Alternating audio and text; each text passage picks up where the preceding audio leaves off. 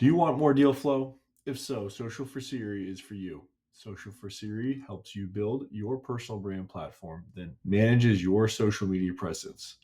Contact us today at hello at social, the number 4cre.com, or visit our website at social, the number 4cre.com. You're listening to Breaking New Ground. In this podcast, we provide thought provoking conversations for those looking to begin or advance their entrepreneurial real estate goals. Together, we'll venture into the world of commercial real estate with entrepreneurs who challenge the status quo, building innovative paths with bold approaches.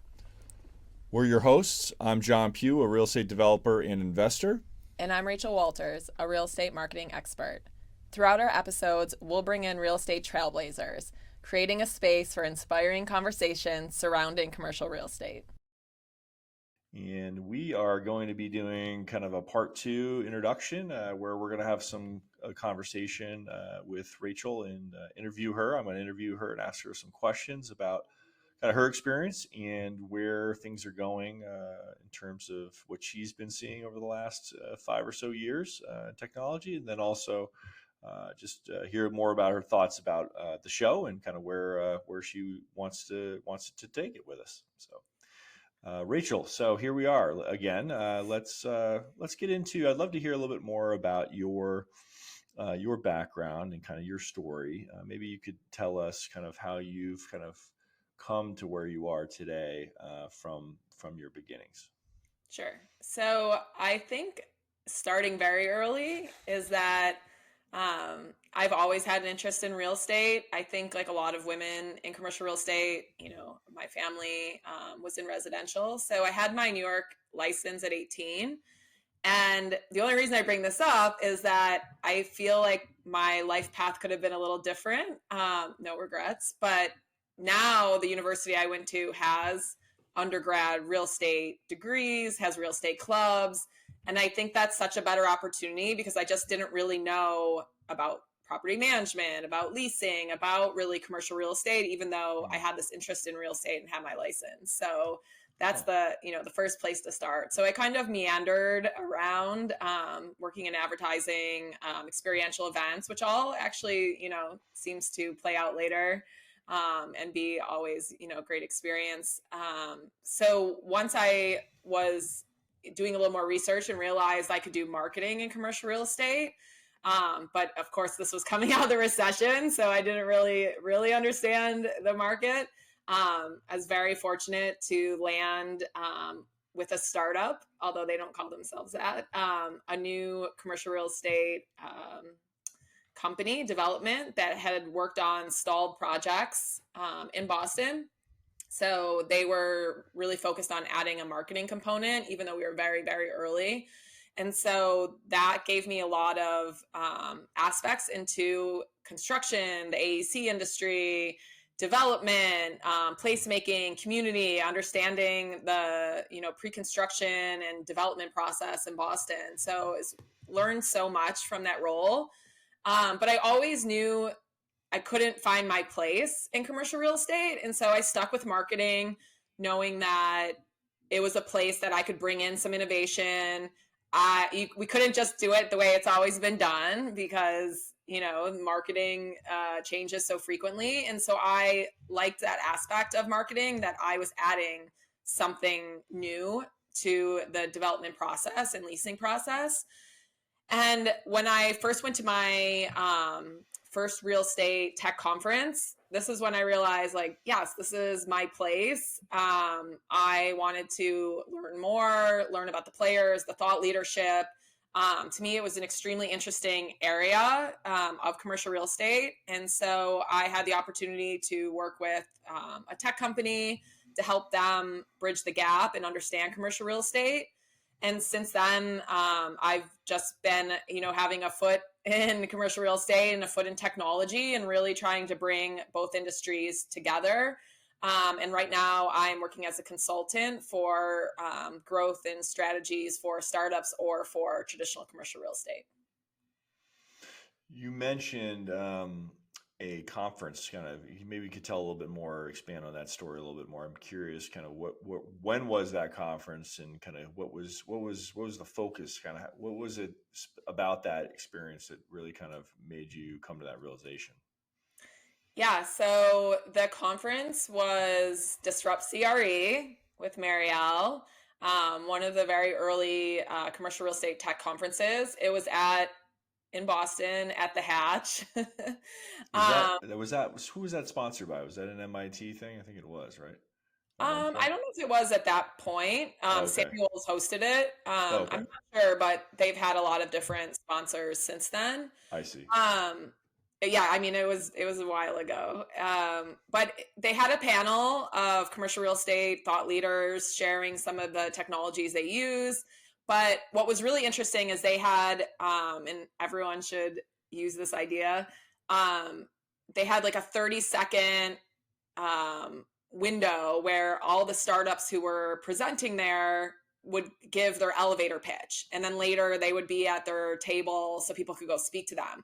So it was just really great to see the breadth of like leasing technology, property management technology. I mean, it was just so great, and it was really eye-opening to just a world that I didn't know about. And since then, I really have been going to a lot of these conferences because the panels are so interesting, and to know what technology is out there. And sometimes it is very hard to adopt and adapt in commercial real estate, but at least knowing the goal, or at least knowing the future, knowing some case studies, all these conferences have really, in my opinion, really, brought out the growth in commercial real estate technology and innovation. So before we get into the technology piece a little bit more, maybe you could just speak more to like what was the draw in terms of the commercial real estate industry? What about commercial real estate? It sounds like you kind of, I don't want to say you fell into it, but it kind of sounds like maybe you fell into it and then you learned more about it. Or do you already have a feeling that this was really where you wanted to be? Kind of, what's the thing that attracted you and just kind of kept you engaged? Yeah, it's a good question. So real estate has always interested me. Residential sales a little bit less. And so when I was doing when I was doing residential, working as a residential agent in the summers of college. Oh, I didn't know that. That's great. Yeah. But I worked with foreclosures, which is sort of growth. Well, but it actually ended up being because I had spent so many years with my dad. He had investment properties, and he is a real estate residential flipper. And so I was just used to seeing smelly homes, mold, and so when I would show a house and someone would complain about the wallpaper or the paint on the wall, even as like an 18-year-old in college, I would just say, what is wrong with these people? And so right now with a lot of residential changing, I think it just doesn't fit my personality. But when I started to work with investors, and that part started to interest me more, that's who the type of people I wanted to work with, people who had a vision, not just people who are looking at move-in ready space and how are they going to decorate. Sure. So that's really where it started, and seeing the construction and the floor layout changes of residential, and how that can be lucrative. So on the commercial side, I mean, the projects I worked on are pretty amazing. And so to just be so involved in a community and where people are going to work, eat, work, live, what is it? Work, live, play. Right. So overrated cliche, but it's true. And so that's when I really fell in love. And when you start working with, at that level, the architects and the engineers, and I mean, it is really catchy, and you get to walk through the construction sites, and there's just so much to learn. Also, you don't even realize, especially when you're working on large mixed use projects. So that's really where I wanted to stay. And just a real quick story is that I did try to leave commercial real estate because I thought I wanted something more creative, but I was always following developments and what's being built and how neighborhoods are changing. So I was sucked back in. So I needed to find my place in commercial real estate. Interesting. I guess I didn't realize that happened. Can you just for the listeners that don't know you, can you maybe just touch on those larger projects that you mentioned that you were involved with?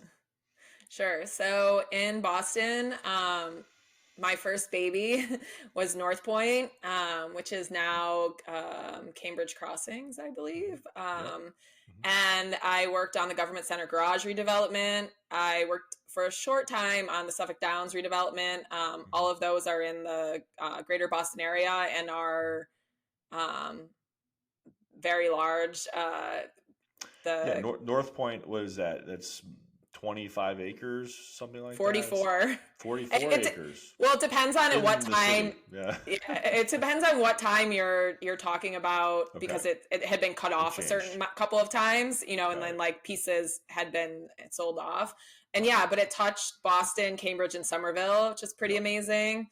Mm, And then yeah, Suffolk Downs is over 100 mm. acres Wow. in East Yep. Boston and in Revere. Oh, Yep. but also one more. Then I was very lucky in Miami to work on a 5 million square foot mixed use Brickell City Center from Swire Properties out of Hong Kong. So Oh, yeah, wow. I got to Exciting. see some pretty awesome developments. Yeah, and when you're working on developments of that scale, and you mentioned the quality of the people on the team and the experiences on those people on the team is pretty mind blowing. It's Yeah, pretty awesome because you're working with the best of the best, right? You're not working with cut rate contractors. yeah, some big So budgets, big marketing yeah, budgets. yeah, very big marketing budgets, and I think, and you mentioned the point about a vision, right? Those types of Hmm. projects have to have a very strong vision because at that scale, if you don't, then nobody's going to buy into it. And there's a lot to kind of selling that vision, both in the community and obviously Exactly. the tenants as well, right? Yeah. Can you talk about kind of that being drawn back into commercial real estate? That sounds like an interesting story. Was there a moment when were you working in technology at that point, or what were you doing? Were you back into advertising? Yeah, I was back into marketing and advertising. But Hmm. before that I had traveled by myself. I didn't tell you this piece. Oh, And where'd you and so go? I went to Spain, Hmm. Dubai, and then I spent a month in Southeast Asia without a plan, just a flight in and out. And I ended up Yep. spending most of it in Thailand, a couple days in Cambodia, and a couple days in Malaysia. But when I was in Wow. Malaysia, I was just so excited to be back in a city. And when I'm walking around the malls and all I could think about was, the construction and the placemaking. And Hmm. Yep. interesting enough, when I worked on the project in Miami, Hmm. because the developer was from Hong Kong, they would talk about, their retail portfolio and how it's different Hmm. in the APAC region. And Yeah. I could use my travels to understand, Sure. how that is different than America. Hmm. But like my news feed would be the Real Deal or Biz Now, Yep. and so I just so I think I've always been trying to keep real estate, but I'm just not the type person, even though I know this is where the money is, to just stare at Excel sheets and pro formas. Like Sure. I want to be out in the community. Hmm. Urban and urban policy and placemaking is very interesting to me. Hmm. Um, and so I always wanted to see how I could merge commercial real estate and creativity. Hmm. And not all companies, we were very lucky, but not all companies prioritize marketing or even Sure. find it interesting. And they sometimes are there's not a lot of opportunities, or some companies for the longest time didn't even have a marketing person. Yeah. And Totally. we've also talked about brokerage, Hmm. how there's a lot of marketing opportunities there. So Yep. I've always been trying to find a way to keep this interest in commercial real estate, but find a more creative out in the community space. Yeah, and I mean, I think your point about the developing, let's call it the developing world, I think is the right term at this point, and certainly in parts of Asia, Southeast Asia, where there's extremely large scale projects that are millions and millions of square feet that are transformative Hmm. for some of those cities, and how different some of those projects, and Dubai for that matter, Yeah. how different they are relative to what's happened in the United States. And there's been large developments, certainly in the last 10 years in the United States, but the difference in scale can mean a lot in terms of placemaking, Yeah. and just having that as a reference. I've traveled as well in some of those areas in Europe and other places, and I think having some of that international experience really helps when you're either coming up with a concept or you're trying to refine a concept for the development of a mixed use center. That's great. So can you maybe talk a little bit more about the technology side? I think you Sure. said that there was there was a moment. Maybe speak a little bit more about that moment in terms of the technology piece. You spoke about that specific thing, but maybe speak a little bit more about how technology have you seen technology evolve, especially in marketing? I'm really curious about that. In marketing and your some of these larger projects you've worked on, have you seen technology really evolve significantly in marketing in the last 10 years? I assume you have, and love to hear more about that, kind of where things were when you first started and kind of where they are now. Yeah. So I think that I was one of the first people to put a real estate development on social media, on Twitter, on a blog, and it actually helped when we were touring. Which one was that? Tech tenants for North Point. Okay. Because again, like showing the vision. So when a company comes and they are asking where are their employees going, how are they going to get there? And you're showcasing the public transportation. I was actually showcasing the biking abilities. I really wanted to show that there was life in the area. I lived in the area.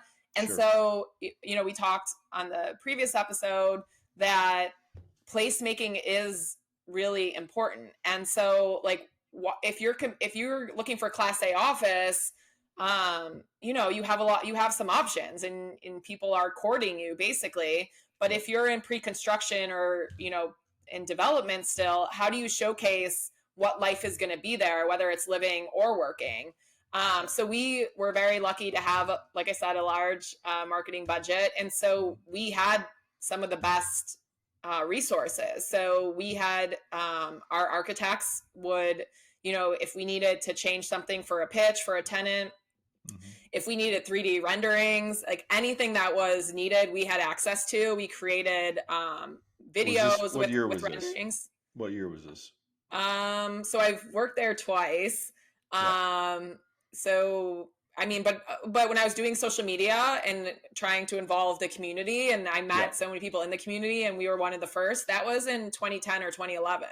Wow. And back then, I could name all of the developments in Boston because there were very many, and now there's so many, which is great, and they all have amazing branding, and but I had access to all, like I said, all of this, all these technologies, and then also in Miami, like a very large budget. And when I went to work for a brokerage for a little bit, I very quickly saw that, what we were sending out emails, like it's just the lowest form to me of marketing and doing the same things. And so, it kind of took me till right now and, going into 2024 at the end of 2023 to realize that. So, we can go back and talk about all the other technologies I've seen. But in terms of marketing, I've realized that, a lot of these technologies and marketing and even the marketing firms are geared towards this Class A office, these build to suit, these developments, which are, they're going to slow for a little bit. And so it would be amazing to start to see more of these, Class B, some of the brokers start to use technology, and for also the technology companies that are geared towards commercial real estate to start making these a little bit more, like to democratize it a little bit and to not just have these technologies and marketing technologies for Class A office. Like we really need, brokers and outside of central business districts or the Class B office, or, everyone's not everyone, but people might be on pause right now or have some more time on their hands. And it would be really great to start to see, some of this amazing technology and marketing that I had resources and, that I could use, but start to see that, in other markets. Yeah. I mean, one example, just, just releasing a newsletter tomorrow on this, but spent some time looking at generative AI. And generative AI for a long time wasn't really useful, right? But it's gotten to a point where, at least for the written copy, right, you can use generative AI to create some pretty good copy that can be used for marketing brochures or web copy or blog posts, and so just that's a simple example, but that alone is time, right, and quality of a product, an end product, right, that ends up translating into a better communication, better publicity for that particular development, whoever might choose to use those sorts of things. So it's interesting to see, like you were saying, at the end of 2023 and early 24 now, there are some technologies now that they're free. I mean, they're available, and more people have access to them. And I'm super excited to see kind of where things go. But a lot of the technologies, I'm assuming, other than social media that you were using at the time, were they CRM related? Were they communication, like constant contact, like things, MailChimp, things like that? Because that's the kind of stuff that I think everybody used for a while. But other than those types of technologies, were there any other kind of notable technologies that you worked with, you were particularly interested in or thought did a great job? Well, just in general, the expense of paying an architect, and listen, I love architects and they are underpaid. Me too. Yeah. So I don't want to get rid of their jobs, but I want them to focus on the renderings are very expensive though. Yeah, absolutely. Yeah. I want them to focus on some more important things and not to be in the office 24 hours. But, I had access before if we wanted to, put a logo on a building or we wanted to change some people in a rendering. We had access to an individual architect to do that, and it would take their time. But now that smaller developers can create these renderings less expensive, quicker. There's a company that I work with that can create entire digitized buildings. So the whole entire building can be 3D rendered, which before we could only use if we were, building 1 million square foot Class A office, that we could afford that. And it would take a long time. But now that smaller developers have access to that it's quicker, less expensive. It may not be at that quality, but it's a very good quality. So I love seeing that trickle down, that more investors and more developers have those options. You're reminding me of my time when I was working in Paris. I was working on this, we were working at Architectonica. We were working on this development. It was in Monaco. It was creation of it was a creation of a peninsula in Monaco because there wasn't enough land. So it was, this big, anyways, but I spent 4 days on like 3 renderings, the whole day, 3 days. Yeah. And it was just one of those things where I remember thinking like you've got like, we probably had like, I don't know, 6 people working on this project full time. And obviously there were more that would help out when necessary, but that costs a lot of money, especially, exactly. And so now that there's some technologies that, and there's also offshoring, there's people doing things in other places, India, and Vietnam and Philippines as examples. So there's some of that that's not necessarily technology. Well, technology allows us to communicate better with other parts of the world, which allows for better offshoring. But yeah, there's those are meaningful things, especially in terms of cost in general. Can you talk a little bit more? I'm kind of curious to hear more about the Boston Built Tech community, kind of how where that came from, how that's come about, and how it's evolved. Yeah, I'm pretty proud of that, especially now coming out of COVID. It seems to be in demand. So when I was going to all these conferences, which I said, I felt are extremely meaningful. So I was in Nashville or I'd be in, all these different national conferences in different cities. And I would be talking to everyone from Boston or I'd be listening to a panel from a commercial real estate leader from Boston. And so I just thought, like, why are we not meeting together? Because a lot of these conferences were national, and so they weren't necessarily held in Boston. And for most of the time, New York City was, the capital of prop tech.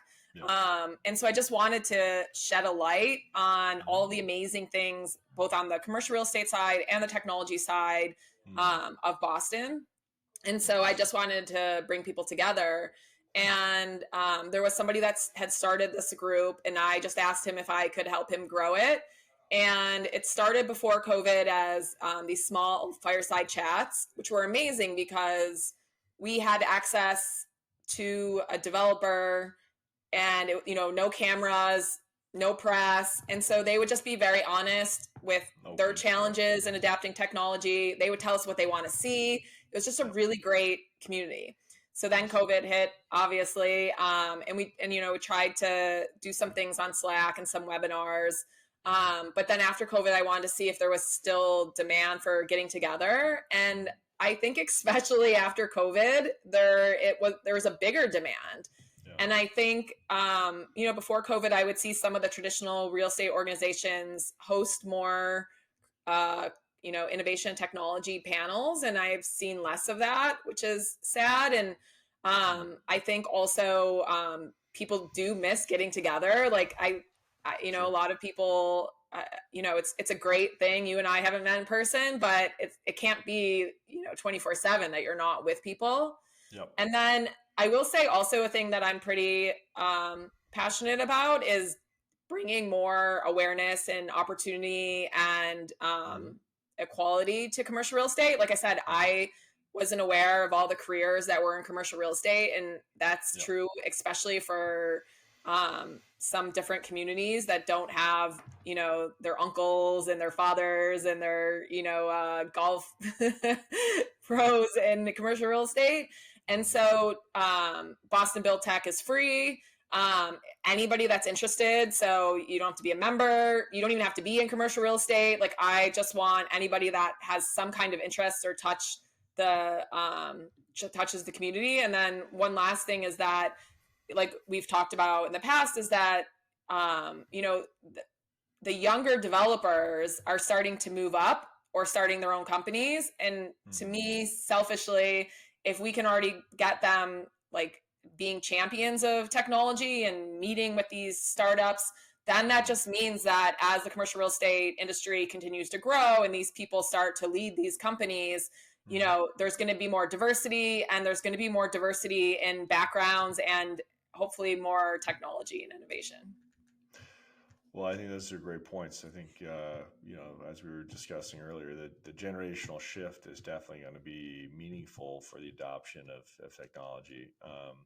And I think your point about the Boston Build Tech community, like the need for access to more of these conversations for people of all different places and backgrounds, I think is super important, because that's definitely something that's missing in commercial real estate. And I think part of it's because there's just a limited number of opportunities, because it's kind of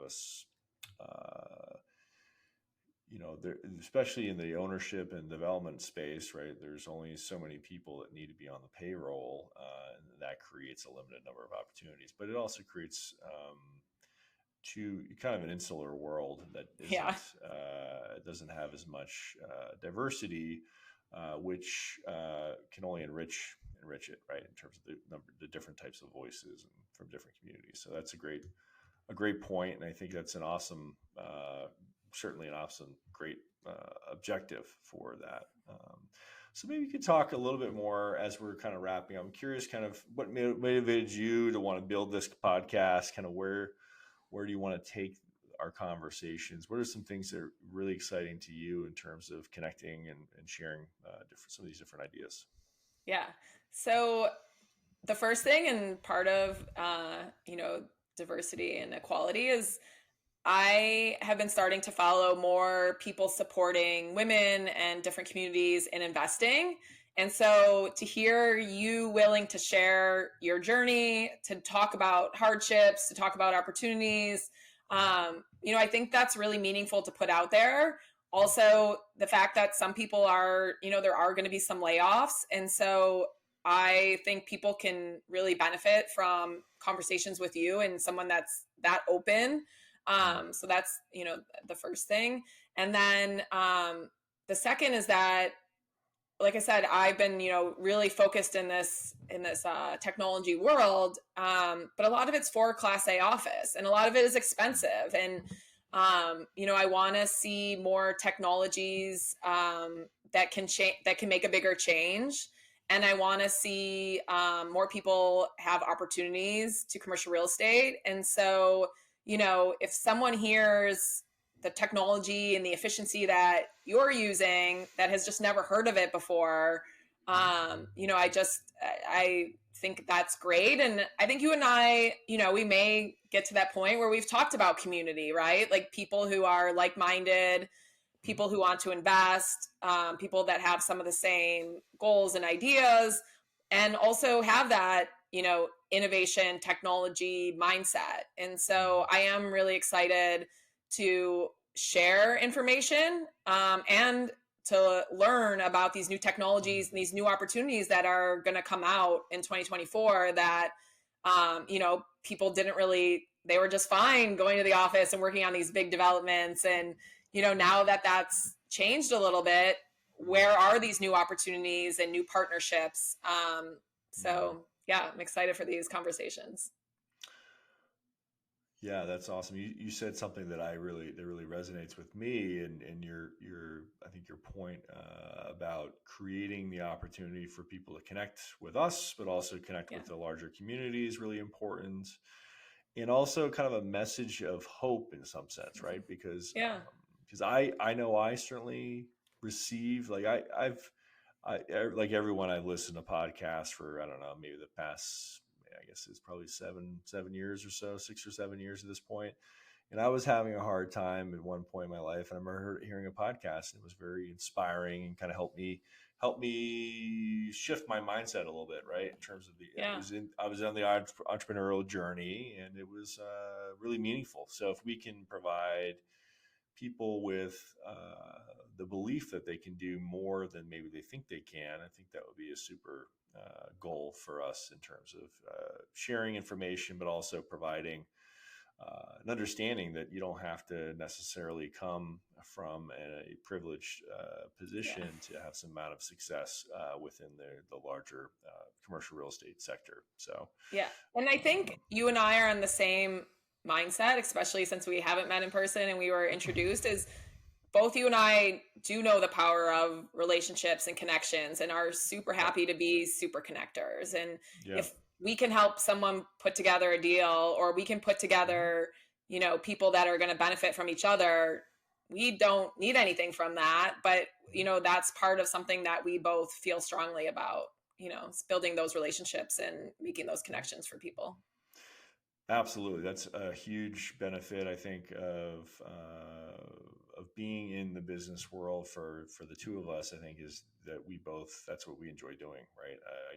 I connected a couple of people just earlier today, and hopefully it'll be beneficial for them. But I think in the end, it's about finding those connections, helping people in a way that where it's not necessarily transactional, right? I think that's the challenge. I think for many people, especially when they're starting out in their careers, they look at networking as transactional, and what can you give me and I give you? And so much of long-term relationship building, which is what I think we both really value, is it's not about transactional. It's about helping and adding value to someone else's business or what they're trying to do.